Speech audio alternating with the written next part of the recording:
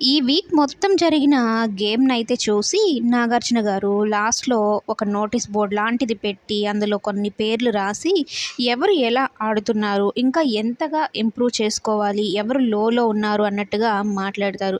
ఇక లోలో ఉన్నవాళ్ళు అంటే ఎక్స్‌పెక్టేషన్స్ తగ్గిన వాళ్ళందరిని హిట్ చేస్తూ మాట్లాడతారనమాట. ఫస్ట్‌గా ప్రేరణ, "అసలు నీ గురించి నేను ఎంతో ఎక్స్‌పెక్ట్ చేశాను.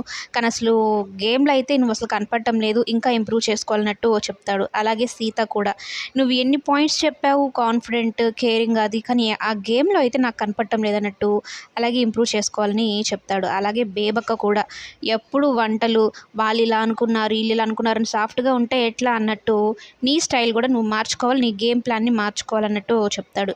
ఇక విష్ణు దగ్గరికి వస్తే, విష్ణు పర్సనల్ డెవలప్‌మెంట్ కోసమే కాదు, అన్నిటి పరంగా స్ట్రాంగ్ అవ్వాలనేదే బిగ్ బాస్ ఉద్దేశము. అంతేకానీ చిన్నదానికి, పెద్దదానికి మేము ఇక్కడికొచ్చింది దేనికి అన్నట్టు మాట్లాడకూడదు. అలాగే ఒక్కొక్కర వ్యక్తిగత విషయాలని మాట్లాడకపోవడమే మంచిది అన్నట్టు మాట్లాడతాడు. మొత్తానికి ఎలిమినేషన్ ఫేజ్ వచ్చిన తర్వాత అంటే నామినేషన్‌లో ఎవరు సేవ్ అయ్యారనేది చూసుకుంటే, ఇక సోనియా ఆకుల సేవ్ అయిపోయారు ఈ వీక్.